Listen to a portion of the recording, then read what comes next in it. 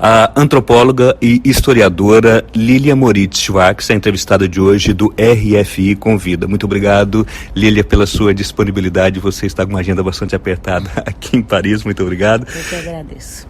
Você participa, então, de uma mesa redonda na Escola de Altos Estudos em Ciências Sociais aqui de Paris, intitulada Desafio às Ciências Sociais no Brasil de hoje. Na sua opinião, quais são esses desafios, Lilia? Bom, acho que estamos todos vivendo, né, uma onda bastante conservadora, né, de governos que têm tomado a forma de democraduras, né, ou que têm dado golpes de Estado liberais, que são governos que pretensamente seguem uma regra democrática, mas que na prática tendem a pensar que democracia se faz só no momento da eleição. E nós sabemos que democracia se faz a todos os dias.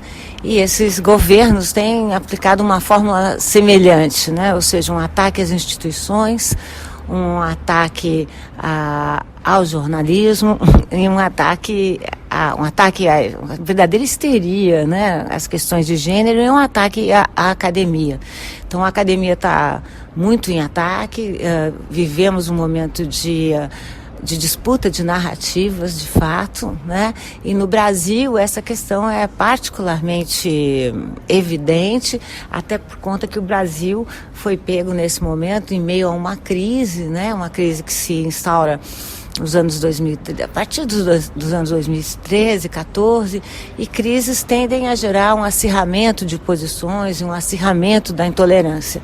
Então, a academia, sobretudo no Brasil, está em questão, tem sido muito criticada e, sobretudo, criticada nas suas bases, ou seja, afinal, o que é que faz a academia? Então, é um momento de muitos desafios, e, na minha opinião, é um momento que tem pedido da intelectualidade brasileira que ela vá a público de uma forma mais clara. E quais podem ser essas consequências desses ataques às instituições acadêmicas no Brasil, Lilia? Bom, as consequências já são visíveis, né, na diminuição drástica do número de bolsas, né, na diminuição drástica das verbas reservadas às universidades, diminuições essas que pretendem tolher o presente e acabar com o futuro, né, ou seja, triste do país que exporta as suas mentes pensantes e que exporta estudantes, professores que se formaram com as verbas públicas brasileiras e que agora não têm ou como se inserir no mercado, né, se inserir na academia, ou então vêm as suas pesquisas serem tolhidas dessa maneira, né? Agora, existe uma mobilização importante dentro do país para se reverter, não só dentro da academia, mas a sociedade brasileira está consciente, de fato, desses ataques e dos seus impactos para o futuro do conhecimento da nação? Bom, a gente falar em a sociedade brasileira num país tão dividido, né? Estamos falando na França, na Europa, que a situação é bastante semelhante, né? De divisão, são grandes divisões e grandes polaridades mesmo, políticas e sociais. Penso que a sociedade civil brasileira vai se mobilizando, né? Parte dela, ao menos os setores progressistas, e que a agenda comum é a agenda da educação.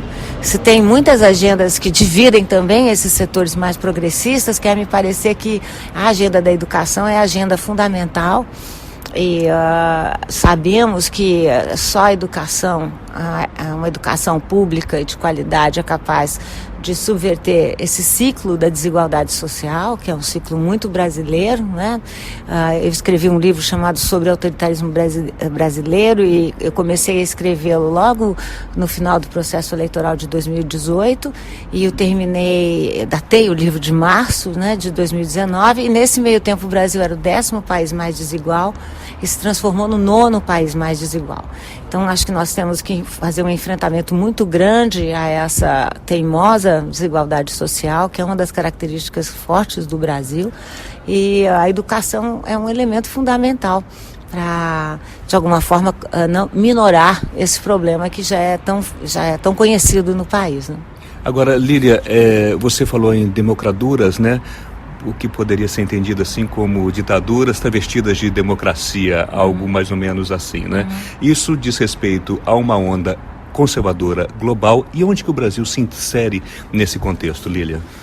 Bom, o Brasil se insere de uma forma bastante particular, né? Sendo um país com problemas de desigualdade social, como falávamos até agora, um país que teve um passado colonial e que de alguma maneira mantém essa perspectiva colonial, né? Apesar de nosso atual presidente falar tanto em soberania, sobretudo em relação ao Macron, presidente francês, mas é o oposto que acontece.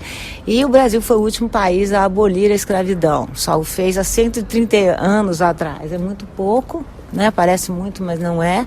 E essas características fazem do Brasil um país, é um país pobre, é um país com problemas sociais, é um país com uma violência endêmica, com problemas de insegurança muito grandes, né? Um país em que a contravenção acaba com a corrupção acabam com a máquina pública, né? Acabam com o Estado, comem o dinheiro do Estado.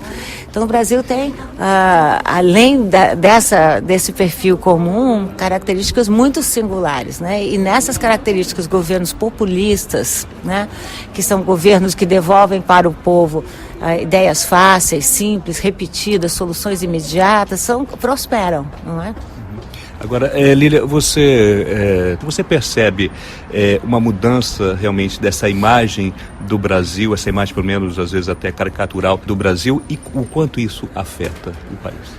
Eu penso que a eleição de Jair Bolsonaro, ela autorizou, ela valorou alguns elementos que sempre existiram no Brasil. Quer dizer, o que eu digo no meu livro é que o Brasil sempre foi autoritário, não é que é uma novidade.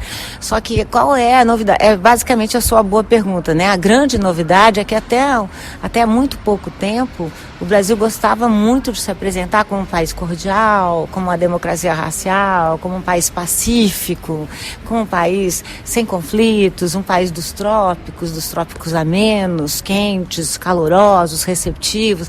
E essa imagem mudou totalmente dentro e fora do país, né? No livro eu aponto para uma série de pesquisas sobre intolerância, e a intolerância cresceu demais no período que vai do primeiro semestre de 2018 até 2019. E cresceu de uma forma geral. A intolerância religiosa foi a que mais cresceu, além dela a intolerância racial, a intolerância de gênero, a intolerância de origem, que é a briga Nordeste e Sudeste, e a intolerância de geração também. A maneira como, muito desrespeitosa, como Jair Bolsonaro se referiu à esposa de Macron, é não só uma maneira machista, o que ele é, né, misógina, mas é também uma maneira desrespeitosa no que se refere à questão da geração. Quer dizer, ele mostrando a sua esposa, ou seja, é uma forma de transformar a esposa num objeto, né? Ela loira, jovem, branca, né? Num país de maioria negra e mestiça. Mas há também um preconceito de geração, né? É tentar mostrar, olha como eu sou casada com uma mulher mais jovem e você com uma mulher mais velha. Então, enfim, essas são imagens que não nos orgulham, ao contrário, né? A esposa de Macron recebeu muitas mensagens, eu enviei uma, né? De solidariedade, dizendo que nós, brasileiros e brasileiras, não nos orgulhamos com esse tipo de representação, mas é fato que o Brasil vem mostrando esse tipo de imagem. Um dos casos mais flagrantes, que terá uma homenagem aqui no Congresso, é o caso de Marielle. Eu penso que com o assassinato de Marielle, o Brasil todo morreu um pouco. E a imagem fora do Brasil, eu trabalho nos Estados Unidos há mais de 10 anos, a imagem do Brasil ficou totalmente, é um vaso rachado, né? Se não quebrado. Lília Moritz Schwartz, antropóloga, historiadora, muitíssimo obrigado pela entrevista ao RF Convida. Eu agradeço demais.